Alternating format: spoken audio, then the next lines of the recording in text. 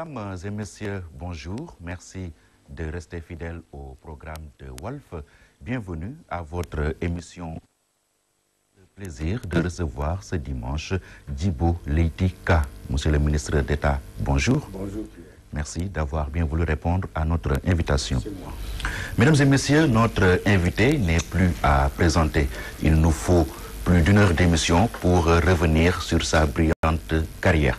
Nous retiendrons, monsieur le ministre, que vous avez été ministre des Affaires étrangères, ministre de l'Intérieur, ministre de la Communication, ministre de l'Environnement, et entre autres. Aujourd'hui, vous êtes député à l'Assemblée nationale et vous êtes le secrétaire général de l'Union pour le renouveau démocratique, l'URD.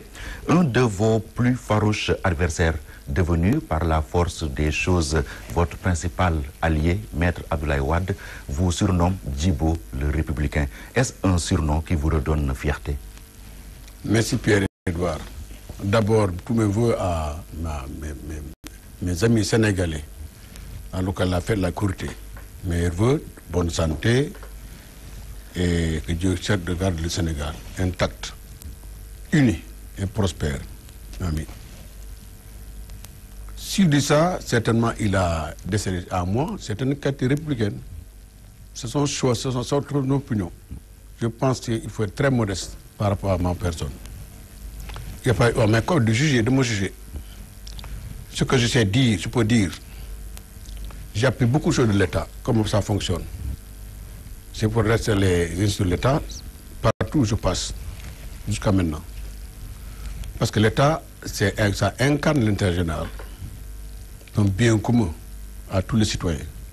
S'il est debout, le pays reste debout. S'il est couché, on est tous couchés. C'est pourquoi j'ai tout travaillé pour cela. Un État, il est un et indivisible. Il s'est trouvé que vendredi dernier, on a assisté à une corrité multiple au Sénégal. On a parlé de 2 ou bien même de 3 corrités. Vous êtes musulman, vous êtes homme d'État. Que pensez-vous de cette division? Comme beaucoup de Sénégalais, ça m'a fait bien mal, bien sûr, mais ce n'est pas nouveau ça. Depuis des années, on en parle. Par rapport à la période coloniale, ça n'existe pas, paraît-il. Nous, Sénégalais, on n'est pas unis outre la foi. Chacun a son option. Pourtant, Dieu est unique. Notre premier message est unique. Le message est unique. S'il devait sur un point essentiel, certainement, il y a des causes. Fais confiance à des hommes qui nous gouvernent par rapport à Dieu, qui sont en nous et Dieu, nos marabouts, nos chefs religieux. Oui. En tant que musulman, je respecte tous les musulmans, tous les hommes du monde, d'où qu'ils viennent, d'où qu'ils soient, quelle que soit leur option religieuse. Par rapport à ce qui se passe avant-hier chez nous, hier, 3 mercredis, jeudi, vendredi, j'ai dit, c'est pas nouveau. Je me souviens de ma jeunesse, on a coupé à Ramadan à 13h. On a eu la nuit quelque part. Tout le monde a coupé. Ça ne me dérange pas outre mesure. J'aurais souhaité qu'on soit unis. Un jour férié unique pour la fête de la Courté. Oui, vous dites que ça ne vous dérange pas, mais 2 ou 3 corrités, c'est beaucoup d'argent de perdu pour le contribuable sénégalais. Quelle devrait être la position de l'État face à ce problème? L'État est laïque. Ça n'a aucun rôle là-dedans, à mon avis. Aucun rôle. À moins qu'il soit invité par concerné à réguler, à faire de la médiation. Il n'a aucune option. Mais c'est l'économie du pays qui en pâtit. C'est vrai. 3 jours sans travail, c'est beaucoup de pertes pour l'économie nationale. Mais, quand ça en tienne, chacun prend ses responsabilités devant Dieu. Fait confiance au guide religieux. Cette commission lunaire, elle date longtemps. Elle est maintenant critique beaucoup de part et d'autre. Chaque famille religieuse a une commission. Même les hommes de loi, des hommes de Dieu, hors des conflits, on est à part. Pour ma part, je pense qu'on doit revenir à la Mecque. Pour de vrai. Entre nous et la Mecque, il y a 3 décalages horaires. Quand on va à la Kaaba, on te dit vers la Kaaba. Chaque jour, on fait 5 prières. Des gens là, l'est à Kaaba, vers la Kaaba. S'ils prient, on doit prier. Mais comme on dit qu'on ne peut pas prier sans voir en personne, quelqu'un de crédible, ça pose problème. Certains propose même la mise en place d'une commission comme pour les élections. Qu'est-ce que vous en pensez? Ça m'aurait étonné. C'est très différent. C'est une question de foi là. Là-bas, c'est des questions politiques. Là, c'est autre chose. C'est une question de foi. Pour ma part, je fais confiance au foi de chacun, à la foi de chacun, à son intime conviction. C'est tellement comme cette affaire-là. C'est vieux comme le monde, comme le Sénégal. Depuis l'indépendance du Sénégal au moins. En tout cas, les imams dans leurs sermons sont... On perd beaucoup de temps dans les palabres, dans les discussions. On parle trop au Sénégal, on ne travaille pas assez. Oui. En tout cas, je le disais tout à l'heure, les imams dans leurs sermons sont largement revenus sur les tares de la société.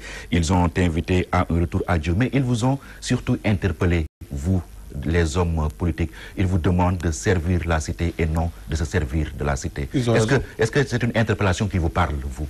À moi, personnellement? Oui. Je ne me sens pas concerné. C'est vrai, en tant comme tout le monde, je me sens concerné. Mais je n'ai jamais travaillé pour moi-même. Je travaille pour le pays, l'intérêt général. J'ai dit toi l'intérêt général. Voilà pour j'ai dit que chaque fois que de besoin, il faut rappeler aux hommes, nous sommes des hommes politiques surtout, ce qu'est l'État, qui a sauvegardé, intact, fondamentalement parlant, qui reste debout. Comme ça, on est à l'aise, chacun à l'aise. Vous dites que les imams ont raison? De ce point de vue-là, oui. Je le pense. Oui, le Sénégal serait-il un pays malade de ces hommes politiques? Je n'irai pas ce que là. En tout cas, on parle trop au Sénégal. Là. On fait trop de politique au Sénégal. Je pense qu'il faut maintenant faire la politique un moment et travailler un moment. Beaucoup travailler. Toujours travailler. Moins parler. Voilà. Et agir. Travailler, ça fait plus d'1 an que Macky Sall est à la tête de ce pays. Vous, quel bilan dressez-vous de la gestion de Macky Sall depuis son élection? C'est très difficile de me faire dire un bilan, faire un bilan. Il n'a fait que 17 mois, c'est vrai. Au bout d'un mandat de 5 ans, ou bien au 5e peut-être. C'est très peu, insignifiant. 5 ans, 17 mois sur 5, ça fait un 5e presque. Par rapport aux actes concrets, je ne vois pas beaucoup. Par rapport à la volonté, je vois il exprime de volonté forte pour changer. Il a beaucoup de difficultés certainement dans son entourage, dans ses moyens, dans sa méthode de gestion, de concevoir la politique. Je ne sais pas. Je pense qu'il fallait faire. Je lis en train de lire actuellement François Mitterrand, écrit par Jacques Attali, en 81. Au bout de 3 mois, Mitterrand a déjà toutes les réformes qu'il avait promises aux Français. En 3 mois. Toutes les réformes promises par Mitterrand étaient réalisées par les lois, les décrets, tout c'était prêt. On a maintenant d'attendre voir la commission Amadou Mokhtar Mbow. Oui, justement, Macky est là depuis plus d'1 an et on attend, vous le dites, les réformes avec Amadou Mokhtar Mbow. Promises avec Amadou Mokhtar Mbow. Vous, est-ce que vous pensez qu'il était pertinent d'ailleurs de mettre sur pied une telle institution? Franchement, je ne crois pas. Parce que c'est un double emploi avec les assises nationales. À quoi sert de faire le tour du Sénégal pour recueillir les avis des uns et des autres? À quoi sert de recueillir autant d'avis? Ces gens sont connus déjà. C'est aux élites de proposer des réformes. Aux élites de proposer. C'est aux hommes politiques de proposer des réformes. C'est aux élites de proposer ce qu'ils doivent faire. J'ai dit que les assises ont fait perdre le travail de Mme Mbow. Pourquoi faire le tour du pays maintenant? Pour recueillir les mêmes avis? Ces gens qui n'ont pas... Ils veulent manger et se nourrir. Et se soigner et s'éduquer. Il faut avoir de l'eau partout et des semences partout, en ce qui concerne le monde rural. Il a fallu maintenant aller vite, parce que les gens attendent. Je me demande si même il va déposer ses conclusions à date échue. Oui. Je ne crois même pas. 18 mois. En tout cas, il avait promis 18 mois pour ça fait cela. 1 an et demi. Mais il a fait déjà 17 mois, je crois. Je pense qu'on a perdu beaucoup de temps là. Et ça coûte très cher. 700 millions de francs CFA. À quoi bon? Ça sert à quoi? Recueillir des avis comme ça, seulement l'essence. Mais ça ne coûte pas cher, ça coûte trop cher.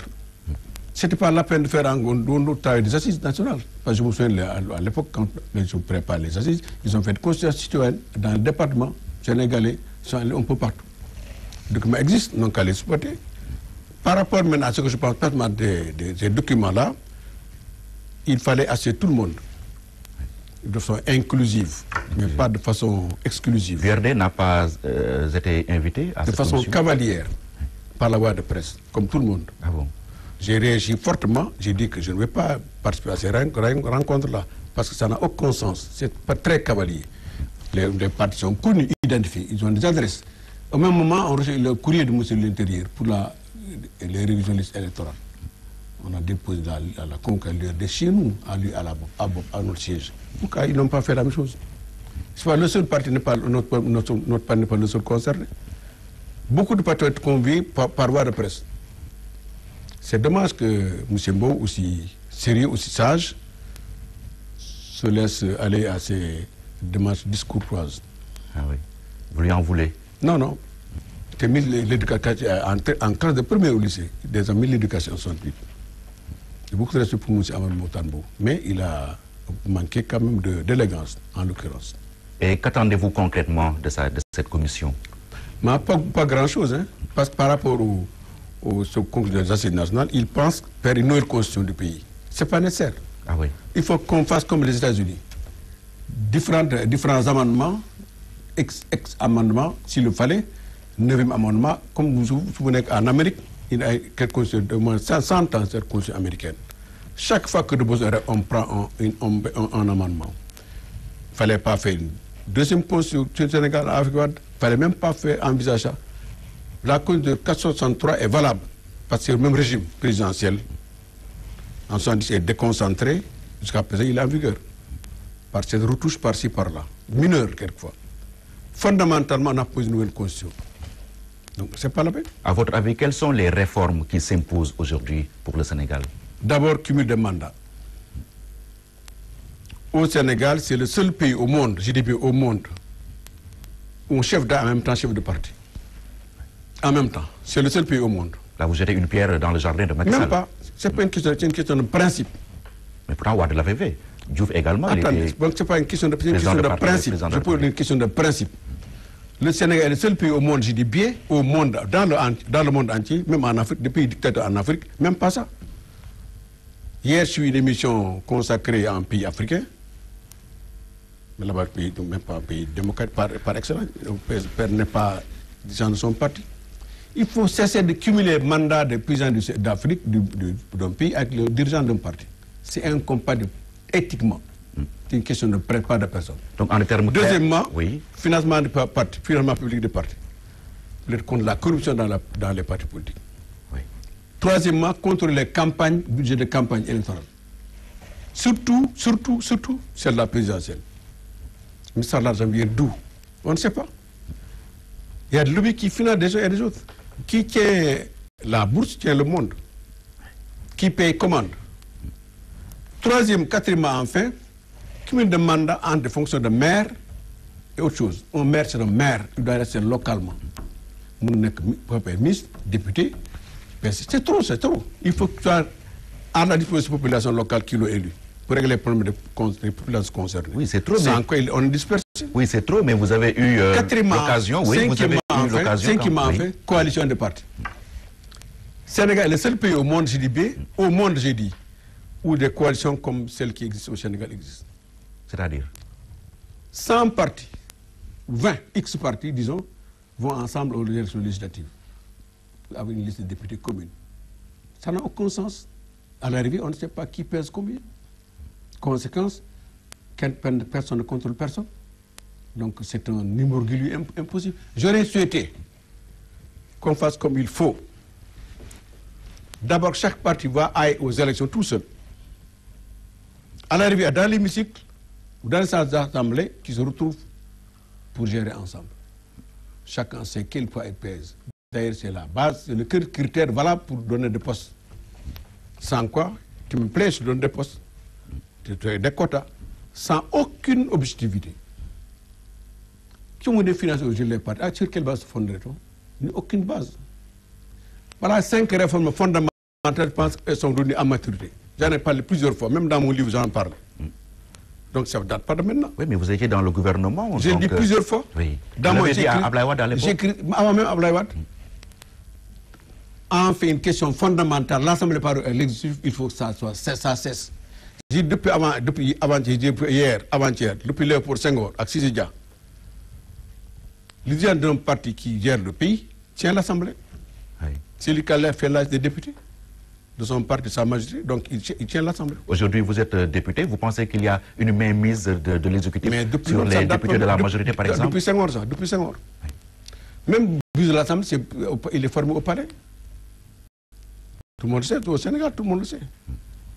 C'est pas par un député d'un tel, pas député du peuple. Ça me fait tellement mal, ces questions fondamentales. Arriver à maturité, j'ai dit, elle ne date pas d'aujourd'hui, date de longtemps. Ancienne question, il faut les régler maintenant pour faire une enjambée significative dans la démocratie moderne. Il faut montrer notre pays quand même, il faut qu'il soit moderne. Justement, d'où la nécessité de mettre en place une telle commission dirigée par Mbao. S'il aborde ces questions comme ça, je suis très content. Ça m'aurait étonné. Ah bon? Ça m'aurait beaucoup. Ils lui ont dit, aux assises nationales, ils ont abordé le cumul de mandat des gens de parti, des gens de chef de l'État. C'est incompatible selon les assesseurs. Les gens Macky Sall fait des réserves express. Ça m'aurait étonné que ça soit appliqué. Ah oui. Donc vous pensez que Macky va rester encore et demeurer président de l'APR? Je le pense sincèrement. Oui. Parce qu'il ne manque pas d'arguments. Or, j'aurais souhaité qu'il fasse mieux que les autres. Mieux que Diouf, mieux que Wade. Qu'il aille plus loin que ces gens-là, ses prédécesseurs. On a dit que Macky a marqué un grand coup, un grand pas vers la démocratie moderne. Parce qu'un jeune moderne, Macky est moderne. Je le pense, il est moderne. Donc il faut penser moderne. C'est obsolète, ce pays, maintenant, ce qui se passe, c'est obsolète. C'est dépasse dans le monde. Il n'y a nulle part dans le monde. Israël, en Israël, j'ai dit bien à Israël qui est un État ancien, artificiel, mais jamais on aurait cru qu'on a vu ce qui se passe comme ça au Sénégal. Aucun pays africain ne fait ce qui se passe chez nous. Aucun pays.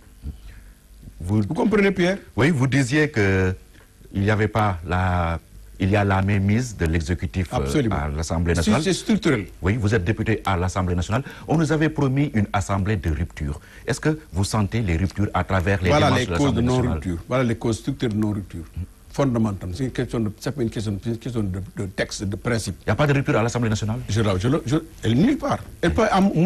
Ça peut exister à cause de ces questions fondamentales que je vais évoquer. Le palais tient l'Assemblée à la gorge. Pas avec Macky Sall, seulement depuis longtemps, depuis 5 ans. Tant que ce n'est pas réglé, cette affaire-là, l'Assemblée sera godillot. Malgré la qualité de député qui la compose, malgré leur patriotisme, leur compétence et leur volonté de bien faire. C'est très important. Si on ne règle pas ces questions, on n'est nulle part. On va piétiner. Macky par rapport à Léopold, c'est la même chose. Depuis 53 ans. C'est très grave. Il a 52 ans. Il fait ce que les gens faisaient depuis 52 ans. Tu comprends? Voilà. Donc aujourd'hui, il y a... Ça me fait mal, quoi, parce que les gens savent que c'est vrai. Oui. Et ils ne peuvent pas le faire. Aujourd'hui, ils ne veulent pas le faire. Aujourd'hui, il y a un problème qui secoue le landerneau politique, c'est la question du mandat du président de l'Assemblée nationale, Moustapha Niasse. Vous, quelle est votre position? Pensez-vous qu'il lui faudra un mandat de 5 ans ou bien 1 an renouvelable? Encore question de principe encore. Dans un pays normal,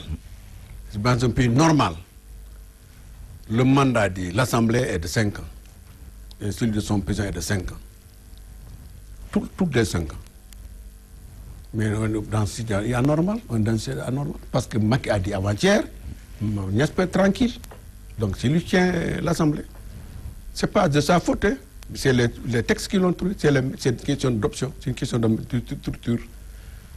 J'ai dit que c'est une question de principe. Donc l'Assemblée peut avoir un président de chaque année. Ça n'a aucun sens.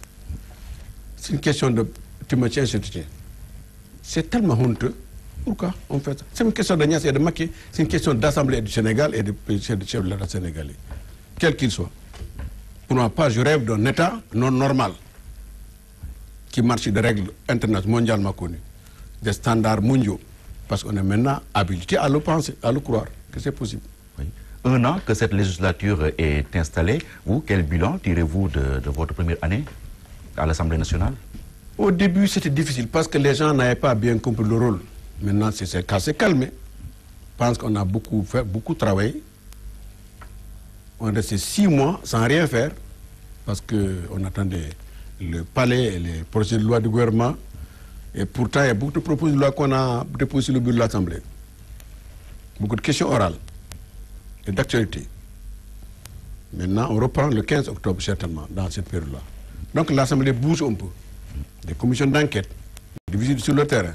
Bref, en tout cas, mais tant qu'on n'aura pas bien saisi la portée de ce que je viens de dire, on va piétiner. Ça n'a aucun sens de penser rupture alors que vous êtes tenu par la barbe. Pas par votre faute, mais par les textes que vous avez tous là. Par les traditions anciennes qui sont obsolètes, dépassées. Et quels sont les principaux défis qui attendent l'Assemblée nationale à la rentrée? Se moderniser d'abord. D'abord, la langue nationale doit faire l'objet de tradition simultanée. Maintenant, la langue nationale est en vogue à l'Assemblée depuis longtemps. En français, les langues nationales, tradition simultanée. Troisièmement, maintenant, j'ai vu que c'est très bon. Il y a un lexique de l'Assemblée qui m'a beaucoup plu, le lexique économique, que j'ai lu dans tout entier. Ça m'a beaucoup intéressé. Quand Guillaume Soro est arrivé ici, puis Agnès a dit qu'il a fait faire un lexique avec de PNUD. J'apprécie beaucoup ça. Je l'en félicite sincèrement. Parce que c'est utile comme document de base pour les questions économiques, sociales, questions économiques, mais de définition de termes économiques. Troisièmement, maintenant, il faut qu'il soit modernisé encore sur le plan électronique. Parce que pour parler, il faut aller à la tribune. En général, les gens parlent de le siège des députés. Dans les temps, ça faisait comme ça. Maintenant, il n'y a plus de possibilité de ça. Tu restes assis, mais on te demande d'aller à la tribune. Il vaut mieux maintenant mettre devant chaque député un micro. Sauf dans les circonstances exceptionnelles. Quatrièmement, maintenant, le gouvernement doit venir à l'Assemblée de façon périodique. Comme en France. Pas par imiter pour imiter, mais c'est une question de fond. Le député doit contrôler l'action gouvernementale quotidiennement, régulièrement. Je pense qu'il faut changer de méthode. J'ai entendu avant-hier d'Agnès dire que le président lui a dit que bientôt ça va se faire. Ça peut être demain. C'est une bonne chose. Mais chacun doit se préparer à ces changements. C'est ça les changements fondamentaux qu'on attend. À condition qu'ils soient bien organisés. Les retrouvailles Niass Djibo à l'Assemblée nationale, elles sont comment? Est-ce qu'il y a un froid entre vous ou bien c'est la paix des braves? Mais c'est une question de... Quelle paix des braves? Il n'y a rien entre moi et Niass. Jamais rien entre moi et Niass. C'est mon grand frère. Il m'a beaucoup appris. Un homme de caractère, très compétent, très courageux. Mais chacun son caractère, ses options. Il gère bien l'Assemblée, Moustapha Niass? Je ne sais pas comment il gère. En tout cas, il dirige bien les travaux. Dans sa gestion, je ne me regarde pas. En tout cas, dans les séances plénières auxquelles je prends part, il fait bien son boulot, son travail. Ah oui. Nous restons à l'Assemblée nationale. Oui, nous restons à l'Assemblée nationale où il est question de Soukorokor. Il s'est dit que chaque député aurait reçu 100 000 francs en guise de Soukorokor. Vous confirmez? C'est vrai. Vous l'avez reçu? Bien sûr, comme tout le monde. Oui. J'ai entendu avant-hier les gens en protester, mais c'est très peu Soukorokor. À quoi ça tu te disputes tout de suite? J'ai pris mon secours au corps, même pas ma femme n'a même pas vu ça. Parce que j'ai tout distribué, tout de suite. Mais d'où vient cet argent? Je ne sais pas. En tout cas, moi, c'est le comptable qui m'a remis ça. Oui. N'oublie pas, l'Assemblée a des fonds quand même des fonds politiques importants. Puis à l'Assemblée. Qu'on a voté régulièrement. Vous avez émargé quelque part? On m'a pas fait. Bien, comme tout le monde.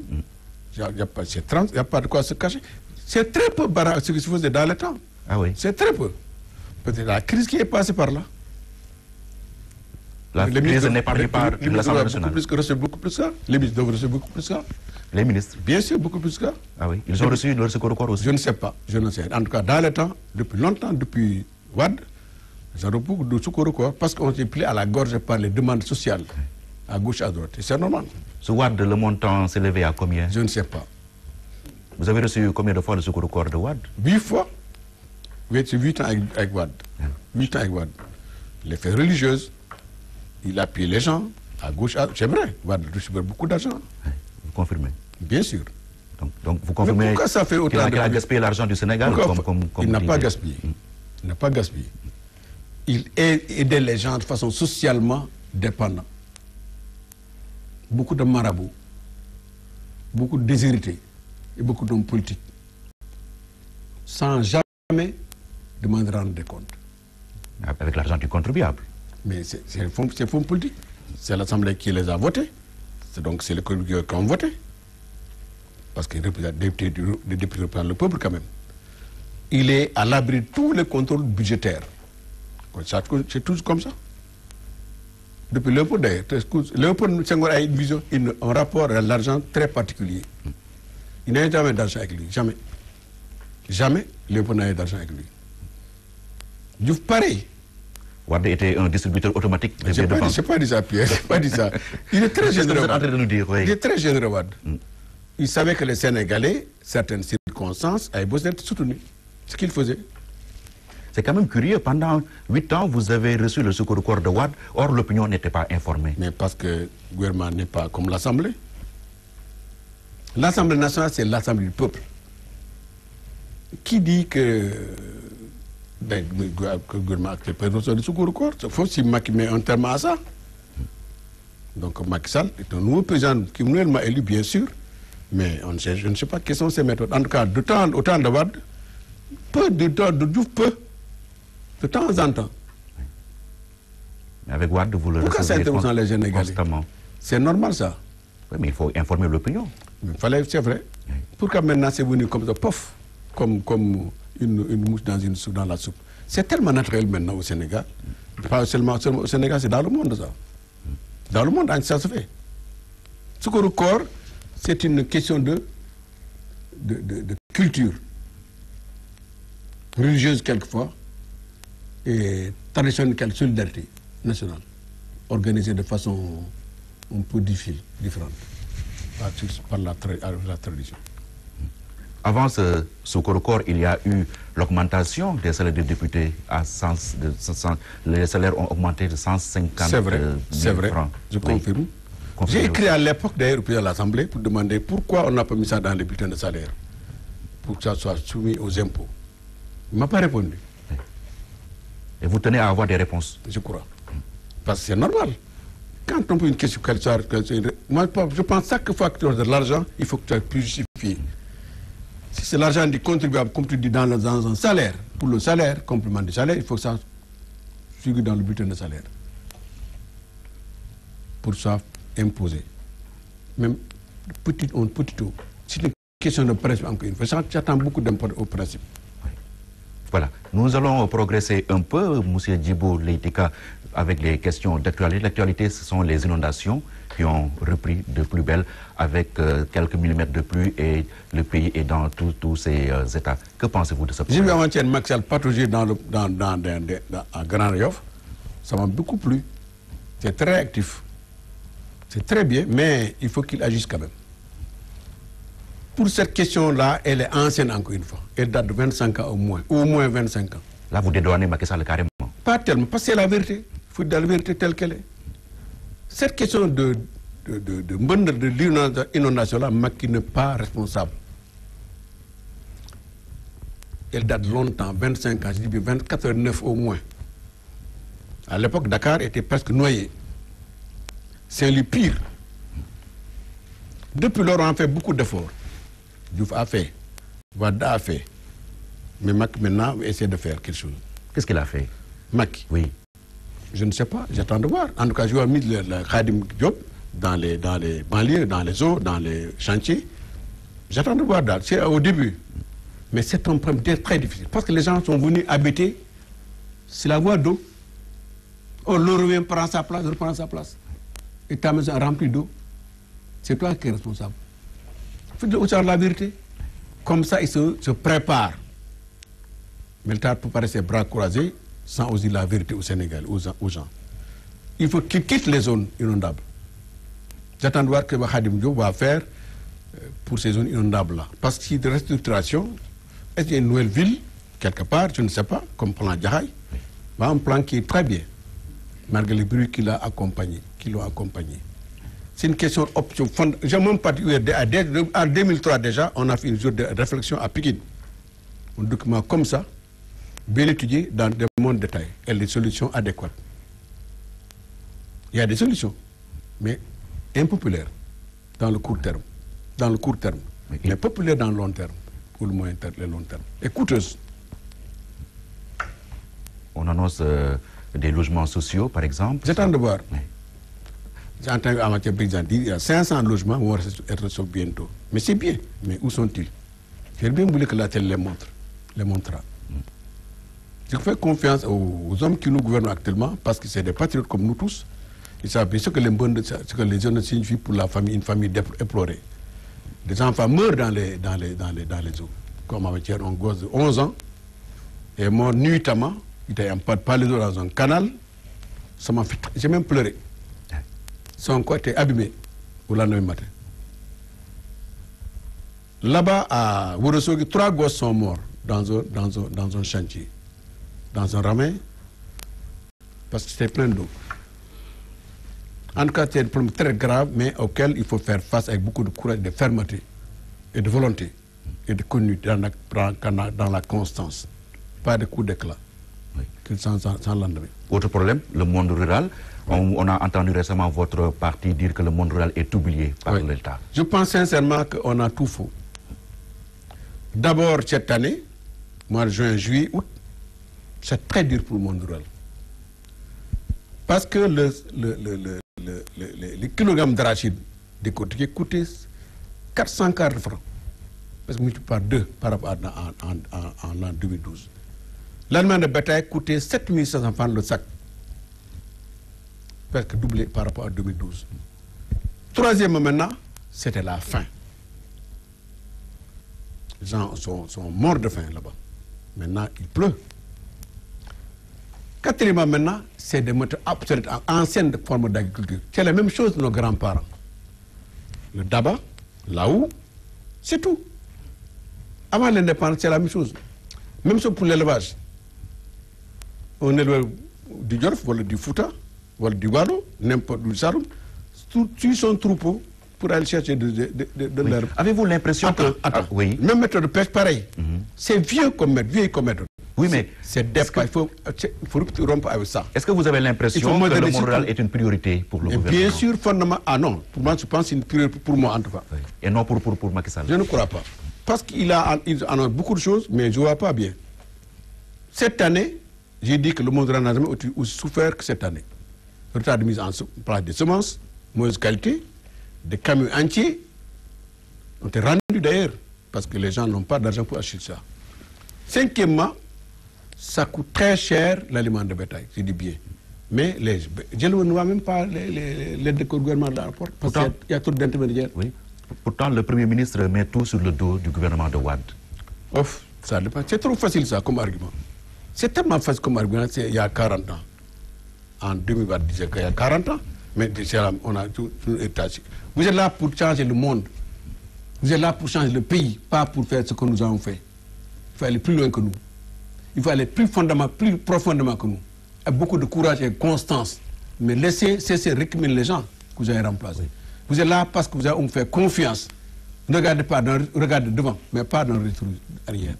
Mais il faut faire le bilan du passé aussi. Ils ont déjà fait le bilan. Depuis 17 mois, ils ont déjà fait le bilan. Je fais confiance au gouvernement qui nous gère actuellement, mais qu'il cesse de réprimer le Wade. Wade a beaucoup fait dans ce pays, il faut le dire. Parce que ce qu'il a pour les enfants, personne ne le fera plus jamais.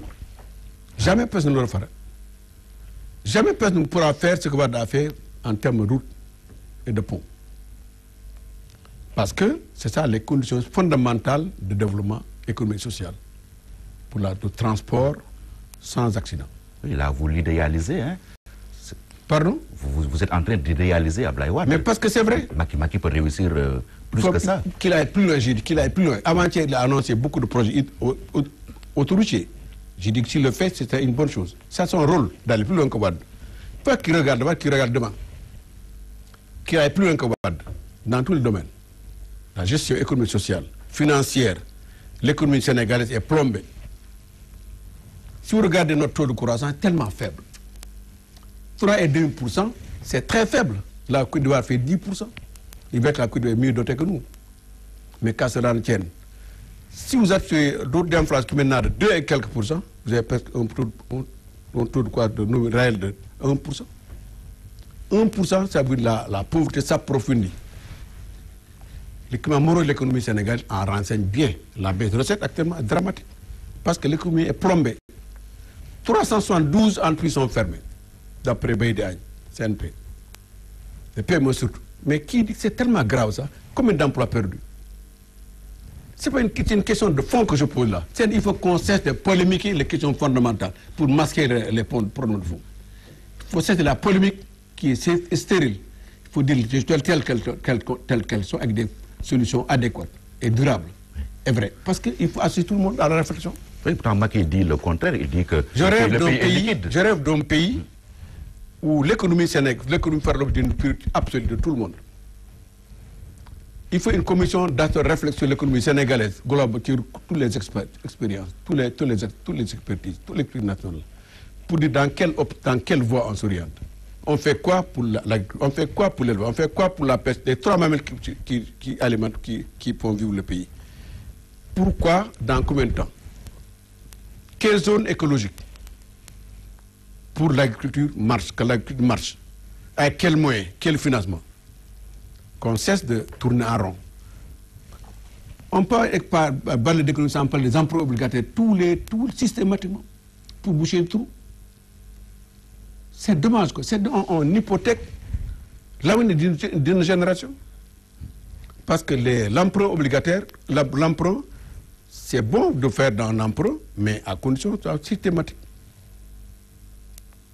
Et que donc, c'est une mauvaise politique économique sociale qu'on est en train de mener. Elle est mal partie. Parce que c'est à très court terme. Or, nous, on veut le moyen et long terme. Okay. Voilà. Êtes-vous d'accord avec le président de la République quand il dit que le pays est liquide, répondant ainsi à ceux qui disent que l'argent ne circule plus dans ce pays? Liquide. J'écoutais avant-hier en tout cas la télévision, au marché, les gens étaient au marché, la veille de la fête de la Korité. J'ai une dame dit pays de Maki. Il dit pays de Maki où? Le pays de Maki, en tout cas, on a dit qu'il n'y a pas de Hong Kong. Certains disent qu'il n'y a pas d'argent. Le père dit qu'il y a de l'argent. Il a peut-être raison. Et vous dites quoi? Parce que les salaires sont payés. C'est l'économie qui est plombée, qui est bloquée. Il y a une morosité de l'économie sénégalaise. Ça ne circule pas de façon monétaire. La monnaie ne circule plus comme avec un taux de circulation normal. Je pense qu'il faut cesser d'accuser les gens ce qu'ils n'ont pas dit. Il faut revenir à la norme, c'est-à-dire parler vrai. Qui dit que l'économie sénégalaise marche bien, il a tort. Les choses ne marchent pas. Je ne crois pas. Les choses auraient mieux marché. Il veut bien faire, mais je pense qu'il y a trop de politique là-dedans. Or, il y a un temps pour la politique et un temps pour le travail. Oui. L'actualité, c'est aussi... Et puis l'Europe, c'est notre partenaire principal. Mais l'Europe est plombée depuis 2 ans. On comprend bien dès lors que l'aide diminue. Les instruments privés diminuent. Tout ça est lié, tout ça se tient. C'est mondial, c'est mondialisé. Il faut qu'on soit clair. Je pense qu'un pays doit se dire vrai s'il veut travailler sans faux fuyant. Et Macky n'est pas en train de dire la vérité aux Sénégalais? De temps en temps, il dit la vérité, mais de temps en temps, il cache la vérité parce qu'il est trop politique maintenant. Ah oui. Il prend à une première élection. Or, il est élu pour les problèmes pendant 5 ans. En 5 ans, c'est déjà fini. En 5 ans, tu perds déjà du temps, 1 an en arrivant. Tu penses déjà à ton élection prochaine, tu es perturbé. À 2 ans des études, tu es en pleine campagne. Il faut changer de méthode. Je rêve d'un pays où tous les 5 ans, on fait cumul ensemble, présidentiel, législatif et local. Pour travailler un temps et faire la politique un autre temps. Comme ça, tout le monde sait que telle année, tel mois, il y a 3 élections regroupées. Économie d'argent d'abord, économie d'énergie ensuite. Puis les finances. Oui. Vous dites que Macky... Comme tous les menaces, tous les 5 ans. Ok. Vous dites que Macky est très politique maintenant. Il vous répondra en disant qu'il est l'élève de son maître. C'est vrai. C'est vrai. Voilà. De temps en temps, il me rappelle Wade d'ailleurs. Ah oui. De temps en temps. Vous voyez en Macky un Wade en devenir? Chacun son style, chacun sa culture, chacun son caractère. Ils se ressemblent beaucoup par moment. Ils me tournent la politique. Voilà, tout ce qu'il faisait, c'est pour il y a des sous-entendus politiques. Maintenant, c'est la même chose que Macky. Qu'ils mettent de côté ça, chaque chose en son temps. Un bilan fait rarement élire quelqu'un. Rarement un bilan fait élire quelqu'un. Oui. C'est très rare. Qu'est-ce qu'il réélit? 2 exemples. Jospin en France, un excellent bilan. Il n'a pas été prêt même pas au 2e tour. Président Wade, il a un excellent bilan, même pas été éliminé. Qu'est-ce qu'il réélit alors? Le cœur. Il faut parler au cœur. il faut faire des promesses tenables, soutenables, par le cœur des citoyens et des électeurs. Si vous gagnez la convention des électeurs, il faut leur parler dans le cœur. Beaucoup d'espoir, mais montre la voie du travail. C'est le travail qui paye. À propos de Wade, il est aujourd'hui question du retour de l'ancien président. Faites-vous partie de ceux qui guettent le retour d'Abdoulaye Wade? Guetter? Non, pourquoi guetter? J'ai lu avant-hier à Versailles. Il est en forme pendant 3 heures de temps. Ah oui, vous l'avez vu? On a beaucoup causé. Donc il est en forme, je remercie beaucoup parce qu'il vit bien. Il prend beaucoup. Il va faire la Umrah, après la Corté, faire un tour dans certains pays amis. Il viendra après. Je ne sais pas à quelle date, je ne regrette aucun geste de Wade pour ça. Il a digéré la défaite du 25 mars. C'est un Sénégal. Non, mais il a digéré parfaitement dès le lendemain des élections présidentielles. Le 26 mars, il a tout digéré déjà. Mais il vous a parlé de la situation du pays? On a évoqué ça en passant, quoi. On a toujours parlé de questions de fond, quoi, africains, mondial plutôt, et d'activités ailleurs, et financières surtout. Vous avez parlé certainement de Karim Wade, qui est en prison. On n'en a pas parlé. J'en ai pas parlé non plus. Parce qu'il n'a pris aucun mot sur ça, moi non plus. Vous pouvez venir voir Karim Wade à l'époque. Donc, oui. Aujourd'hui, il y a ceux qui pensent que s'il revient et qu'il fasse montre d'un activisme débordant, ils vont déterrer l'affaire Maître Babacar Seye. Qu'est-ce que vous en pensez? Eh bien, je ne pense rien du tout. Ça, c'est déjà jugé, non? Oui. Sur quelle base on va la déterrer? Aucune base légale. C'est classé, c'est jugé. Les gens ont été amnistiés, donc affaire classée. Pourquoi je vais se faire peur? Pourquoi Wade? Pourquoi déterrer? Qu'est-ce qui pourrait sous-tendre de telles menaces, à votre avis? Il faut le demander, ceux qui le disent, ceux qui les professent. Il faut le demander ça, je n'en sais rien, moi. Je crois que c'est un faux débat. C'est une fausse question. Les priorités sont ailleurs. Absolument. Voilà. Nous allons au travail, surtout au travail. Oui, absolument. Et bien travailler. Et nous allons progresser un peu avec ce trafic présumé de drogue dans la police. Il y a eu des sanctions. On est toujours dans l'attente de résultats de sanctions ou bien, en tout cas, que les responsabilités soient situées. Vous, qu'est-ce que vous en pensez? Quelle est la position de l'URD sur ce débat? Commentaire d'abord. C'est devant la justice maintenant. Je n'en dirai pas plus. Vigilance ensuite. Vigilance. Et que pensez-vous de la gestion de cette affaire par le gouvernement? Je n'en pense absolument rien. J'étais à l'étranger, j'ai eu dans le net à l'époque. Ça me fait un peu mal, ça m'a surpris parce que je connais bien la police. Elle est républicaine, efficace, compétente. Ça m'a beaucoup surpris. Oui, en tant qu'ancien ministre de l'Intérieur. La connaissance très sérieuse comme corps, celle d'un ministre Anna Tchemoufay, qui était à l'époque au commissariat de Bel Air quand j'étais à l'intérieur. Une grande dame comme ça, c'est un bon choix. Si on laisse travailler, il faut du bon travail. Mais à condition que ces gens la suivent. Quand elle est à l'intérieur à l'époque, j'ai dit qu'il faut la peur change de camp. Il faut la peur change de camp. Parce que les gens avaient beaucoup fait contre la police. Beaucoup de déclarations intempestives contre la police. Je m'étais insurgé contre cela. Élever sur notre sécurité quand on dort, quand on voyage, quand on est en mission au Sénégal, aux frontières. Elle fait beaucoup de choses pour le pays. Il faut qu'elle soit respectée par tous les citoyens. J'ai à l'époque engagé réfléchir police nation comme émission armée nation. L'armée sénégalaise doit respecter de façon républicaine. Donc c'est une police compétente qu'on laisse tranquille. Vous pensez qu'il faut aujourd'hui redorer le blason de la police? Faites confiance à Anna Tchemoufay. Il le fera, il la fera. C'est sûr, avec le soutien du président Macky. Il a dit avant-hier, parce qu'elle a été bien compris le message. Faites confiance au parti SEC d'ailleurs, au-delà de Anna Tchemoufay. Oui, parce que certains demandent sa démission. À sa place, est-ce que vous aurez démissionné? Ça dépend. Ça dépend de quoi? Pourquoi démissionner? C'est une question de conscience et de responsabilité. Chacun a sa façon de voir quelles sont tes responsabilités. Que fais-tu en la matière? Dans ce cas-là, que tu fais? Chacun sa conscience et de responsabilité, sa façon de voir les responsabilités. Patron général de gendarmerie. Donc il y a de quoi, ce que cela veut dire. Donc, affaire à suivre. Comme c'est pas devant la justice. À sa place, vous aurez démissionné? Ça dépend.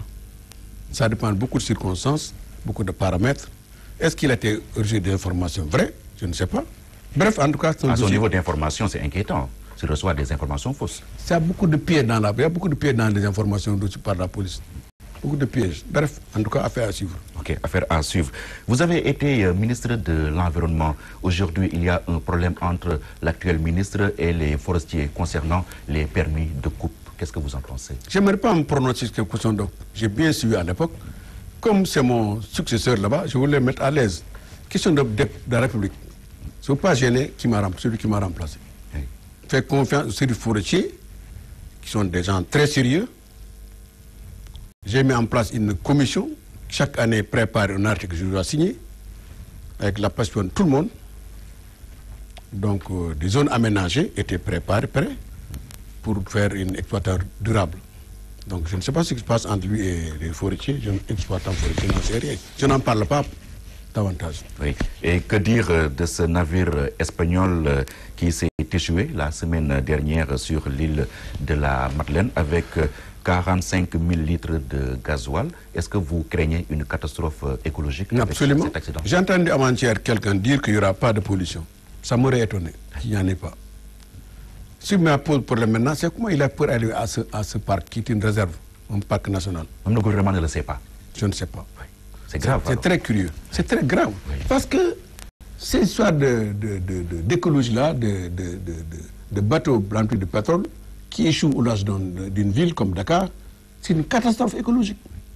La pollution, on n'a pas les moyens d'y faire face, comme en Europe. En Europe, je me souviens, en 1982 déjà, il y a un scandale en France. Le tribunal a rendu son verdict avant-hier. Ça fait 31 ans. C'est très grave parce qu'on ne sait pas d'où il vient. Il y a des chiffres différents. 40 000 litres, 45 000 litres, on ne sait pas. Sur quelle base il faut dire qu'il y a X mille litres. En tout cas, c'est très grave. Il est encore là-bas, paraît-il. Et aujourd'hui, s'il se renverse, c'est fini. Mais face aux Allemands là-bas, au fond, là, il y a un vieux bateau qui a échoué là-bas. Depuis longtemps, ça. Il est vers à l'ouest de Dakar. Depuis là, bien avant l'indépendance du Sénégal. Donc, c'est courant autour du Sénégal, autour de Dakar. Il y a beaucoup de carcasses de bateaux. J'en ai fait d'ailleurs des récifs artificiels. C'était à la pêche. Pour que les poissons puissent se reproduire. Donc je fais confiance aux pêcheurs de l'île de Madeleine, aux parquetiers, gens des parcs nationaux, pour au moins qu'ils disent au Sénégal ce qui s'est passé, comment le bateau a pu venir tout là. Et surtout aussi de sécurité de l'État. Oui. C'est très important qu'une enquête au moins une enquête diligentée, rapidement, une enquête approfondie. Qu'on dise qu'est-ce qui est passé réellement, ce bateau vient d'où? On dit que c'est un bateau espagnol. C'est pas très, c'est trop confus, c'est trop flou quoi. Il faut qu'on soit très sérieux dans ces questions fondamentales là, encore une fois. Oui. La Grande Muraille Verte. Oui. Vous tenez mon bébé. À cœur, finalement on n'en parle plus. Qu'est-ce qu'elle est devenue? Elle se poursuit. Je suis allé là-bas, il y a des infos que j'ai reçues là-bas depuis avant-hier, depuis un mois. Ça se poursuit bien. Il y a un village qui s'appelle Koïli Alpha, dans le département. Il y a un jardin polyvalent là, que les femmes exploitent fortement. Mais bien avant ça, Mbatouab, bien avant ça, Tezekere, bien avant ça, Vidi Chingoli, bien avant ça, partout.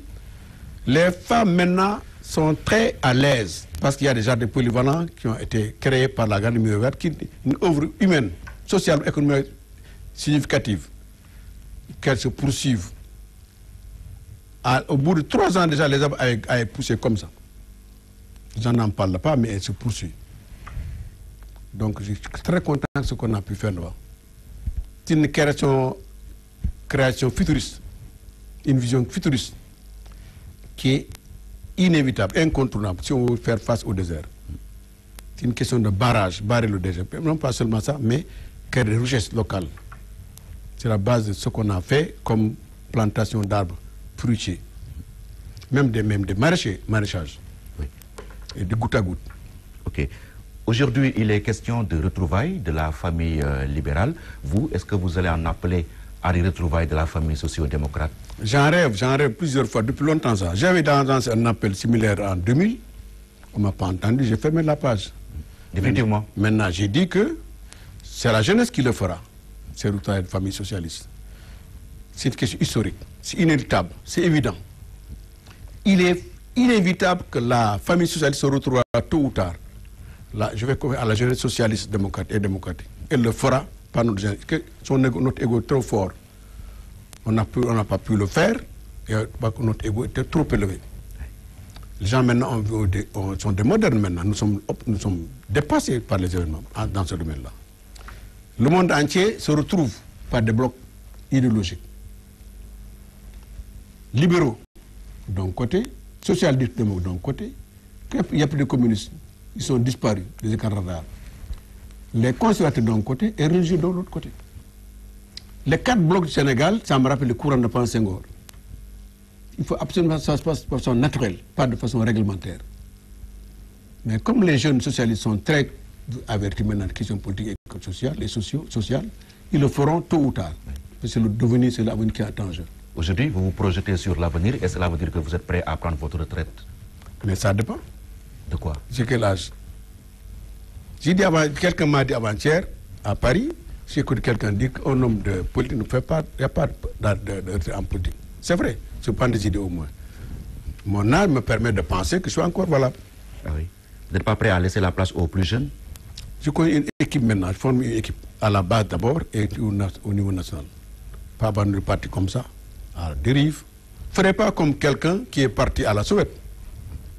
Donc je ferai en sorte que ce soit bien organisé et que le parti continue de vivre comme il faut. J'y pense. Maintenant, ne me poussez pas à la sortie. Ne me poussez pas à la sortie. Vous n'êtes pas prêt? Je me prépare. Je me prépare. La place. Je me prépare, mais pas de façon précipitée. C'est une question de méthode, d'organisation. Je pense du coup à la méthode. Et les prochaines locales, comment elles se présentent pour l'URD? Se présentent bien, on se prépare. On a dit qu'avant-hier, quand on a fait une réunion du parti, j'ai été en mission pendant 15 jours. C'est rentré avant-hier. On reprend jeudi prochain. On fera le point dans 2 semaines. Dans quel cadre on ira? Ira-t-on seul ou pas? Je pense qu'il faut aller tout seul, parce que c'est ça qui est plus régulier. Dans quelle zone on sera présent, je ne sais pas encore. En tout cas, on est très fort dans certains endroits, un peu faible dans d'autres. Par rapport à la coalition qui est en place, je ne sais pas. Il faut qu'elle sache que ce n'est pas l'avenir. Ce n'est pas mon problème, c'est le problème du pays. Si elle est bloquée, le pays est bloqué. Laquelle coalition? Benno Bokk Yakaar? Bien sûr. J'ai dit qu'il faut que les coalitions changent de méthode. Il faut se coaliser après les élections. Ça me tient à cœur. Il faut que les gens se coalisent après les élections, au vu des résultats électoraux.